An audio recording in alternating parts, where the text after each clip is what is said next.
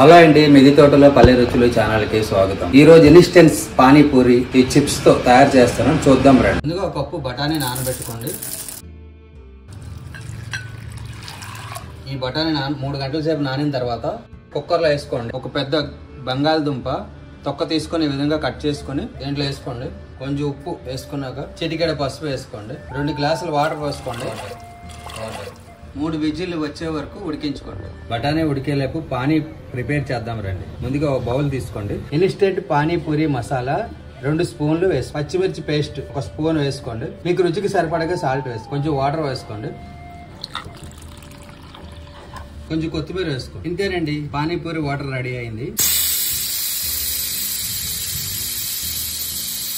ఇప్పుడు పూరి ప్రిపేర్ చేసుకుందాం రండి.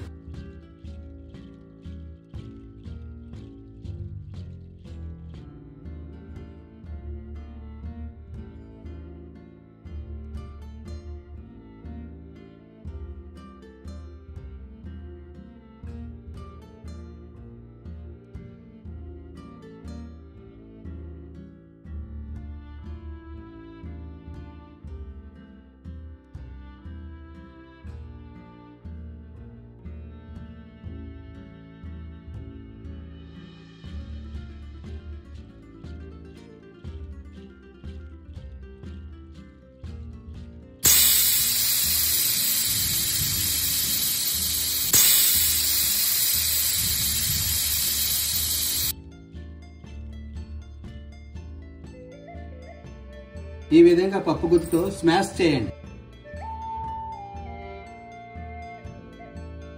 ఇప్పుడు బఠానీ కర్రీ ప్రిపేర్ చేద్దాం రండి. కొంచెం జీలకర్ర, పచ్చి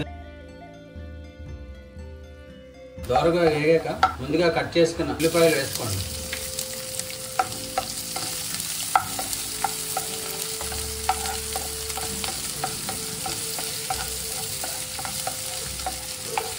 ఒక 1/2 స్పూను అల్లం వెల్లుల్లి పేస్ట్ వేసుకోండి. పచ్చి వాసన పోయే వరకు కలుపుకోండి. ఈ విధంగా ఒక టమాటా కట్ చేసుకొని దీంట్లో వేసుకొని టమాటా మగ్గనివ్వండి. మగ్గే వరకు ఇట్లా వేపండి. టమాటా మగ్గిన తర్వాత ముందుగా ఉడకబెట్టుకున్న బఠానీ దీంట్లో వేసుకోండి.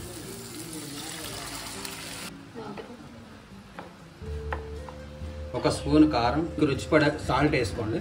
జీలకర్ర powder 1 spoon, 1 spoon chaat masala వేసుకున్నాక ఈ విధంగా కలుపుకోండి. కొంచెం కొత్తిమీర వేసుకోండి. ఇంతేనండి, పానీపూరి కర్రీ రెడీ.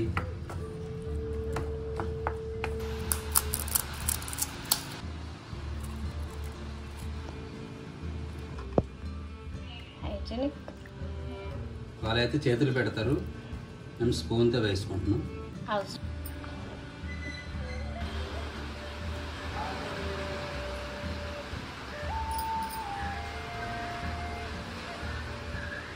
చాలా బాగుంది.